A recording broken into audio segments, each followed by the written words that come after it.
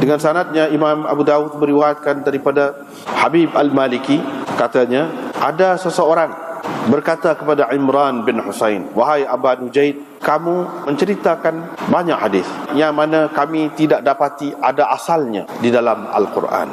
Mendengar kata-kata orang itu, naik marahlah Imran, dan beliau berkata kepada orang itu, "Adakah kamu temui pada setiap 40 dirham dikenakan 1 dirham, dan pada setiap sekian ekor kambing dikenakan seekor, dan pada sekian ekor unta dikenakan sekian? Adakah kamu dapati, kamu temui keterangan ini di dalam Al-Quran?"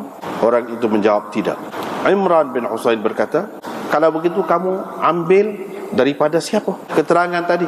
"Kamu mengambilnya daripada kami, dan kami mengambilnya daripada Nabi SAW."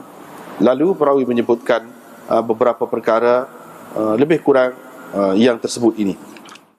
Imran bin Husain ni orang kata kepada dia, "Wahai Aba Nujaid, banyak hadis-hadis yang tak ada kita tengok dalam Quran, tak ada asas dia tu, asalnya tak ada dalam Quran." Imran bin Husain pun marah. Jadi kesimpulan dia, ayatnya hadis ni kena pakailah bersama dengan Al-Quran. Kalau kita tak pakai hadis, kita tak boleh nak melaksanakan perintah Al-Quran itu. Kita tidak tahu pun lagu mana cara je. Suruh beri zakat tu memanglah ada, tapi zakat tu zakat binatang berapa ekor, setelah ada berapa banyak, kena keluar berapa banyak, tu tak ada dalam Quran. Kalau kamu pertikaikan benda-benda lagu ni, tak saya pakai hadis, nak pakai Quran saja, akhir sekali kita akan tak pakai agama Islam, tak pakai syariat. Itulah akibat anti hadis. Tak saya pakai hadis. Dia kena pakai hadis. Kalau ada beza pun hadis ni sikit-sikit ya beza. Sikit-sikit. Hak tu dia sebut tidak jelas, memang nak dah ada khilaf. Kalau ada khilaf sikit-sikit tak apa, dimaafkan, diharuskan khilaf. Tapi pada dasar dia sama. Dasar dia, asasnya adalah lebih kurang je. Sebab kita kata semaya lah, semaya, suruh semaya. Lagu mana semaya? Tak ada. Sebut secara terperinci, seperti yang disebutkan dalam hadis. Dengan sebab itu hadis ni adalah perlu untuk nak tahu maksud Quran itu dan cara melaksanakan Al-Quran itu. Kalau tidak, tak akan dapat. Dan kita kata semaya, walaupun beza dalam semaya saja, daripada takbir tu sampai beri salat tu 200 lebih ada beza, perbezaan pendapat. Ni kata gini, ni kata gini, macam-macam lah. Tapi secara keseluruhannya orang akan apa? Ada hak dikira rukun tu rukun belaka. Mesti ada rokok, ada qiyam, ada sujud, semua ada. Bezanya hak ni kepik tangan gitu, kau buka kau tu ya bezanya. Begitu juga dalam bab zakat. Asas dia tu tetap ada. Dan maksud nak menjaga kepentingan orang miskin, ambil daripada sebahagian harta orang kaya, itu ada belaka. Ada belaka. Cuma beza sikit-sikit. Imran bin Husain marah kepada orang yang tak saya pakai hadis. Jangan ditimbul benda-benda lagu ni.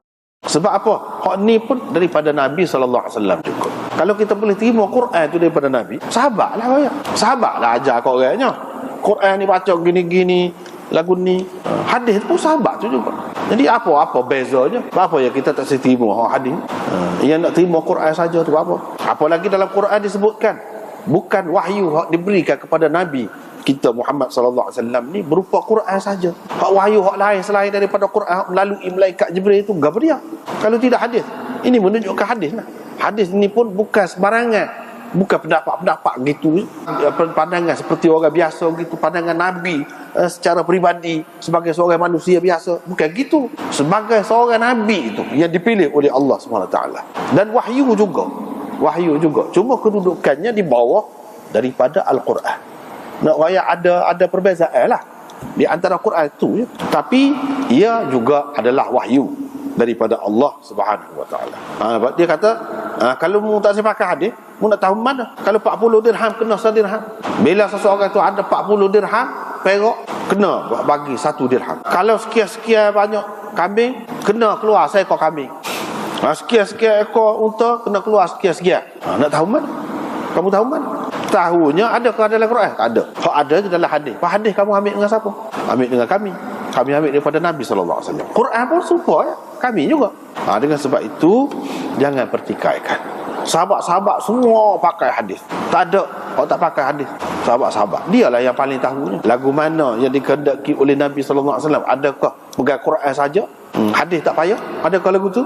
Tak ada. Ini menunjukkan bahawa orang yang tak saya pakai hadis itu, anti hadis itu, sebenarnya sudah lari daripada ijma' muslimin, sudah melanggar amalan sahabat Nabi sallallahu alaihi wasallam. Sedangkan sahabat-sahabat semua pakai hadis dalam banyak perkara, mengurus negeri apa, banyak perkara lah. Bukan kecil-kecil perkara, dalam hukum segala macam hukum hadis, pakai hadis. Hadis ahad pun pakai dah. Bila seorang yang royak, pakai dah. Di zaman sahabat lagi, di zaman khulafaur rasyidin lagi. Jadi bagaimana orang kemudian ni tak saya pakai. Tentulah tak boleh ambil kira lah lagu ni.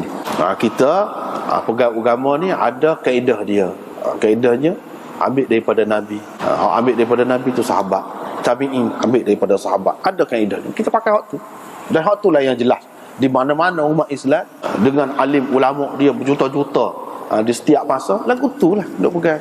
Ini adalah tak saya pakai hadis, nak pakai Quran saja, ini adalah menyeleweng, lari daripada hak ramai-ramai. Lepas tu ada kau hak pandai seorang kau di kalangan dia? Tak ada. Orang panggil orang alim, tak ada. Semua orang kata orang alim dalam dunia Islam ni semua terima hadis. Tak ada tak terima. Hak terima hak ni daripada dulu zaman Nabi 1000 tahun lebih sampai ke ni terima lagu tu. Dan ini sahabat marah dia bila orang kata lagu tu. Yang ni kita kena tengok juga hadis. Hadis itulah yang memandu kita kepada maksud Al-Quran.